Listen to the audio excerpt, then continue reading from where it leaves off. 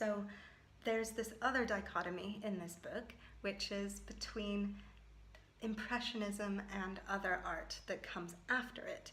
So it's as if Mary Cassatt was really, really, really of her time and knew what she knew about how to be an Impressionist, how to live in Paris in that era, how to be a part of a group who refused to win awards or be displayed in the art schools in the way that was so limiting at that time.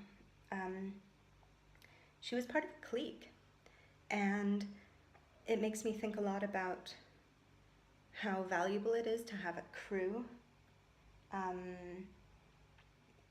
how you need a squad, maybe a manifesto, to push your work forward, to become more visible, to feel like you've got a momentum and that other people are working on similar concepts and helping you develop in that microcosmos that is artistic movement.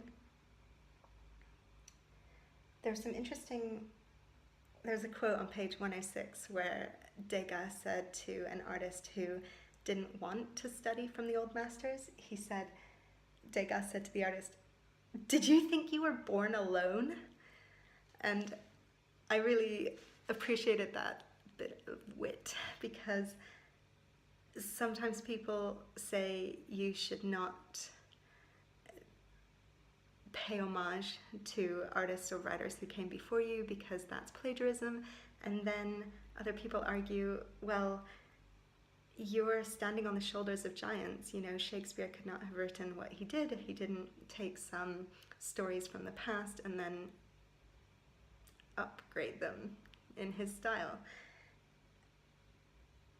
I appreciate that Degas said, do you think you were born alone? There's this quite sick attraction to the romantic single young man, and by that I mean capital R, the romantics, who travel through Europe romanticizing things and being in touch with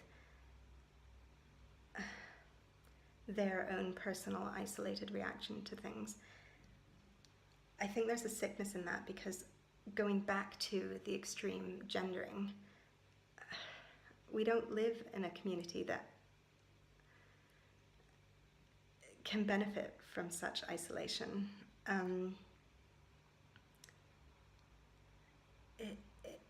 We reach out. These outliers can help jump forward, but if we are all outsiders, then nobody's helping anybody. As you can tell, none of this is fully formed or well articulated. Anyway, there was a lot of debate in the book between who Mary Cassatt's friends really were. The artists in her clique, the Impressionists themselves, or the art collectors that she had come to know through her existence as an American in Paris, and her kind of expat party groups. The biographer talked a lot about how she would argue down artists' prices to help her collector friends buy more art for less money. So the biographer said, you know, who are her true friends? These artists or these collectors? And then there's this constant debate in the book about whether Mary Cassatt had a love affair with Degas.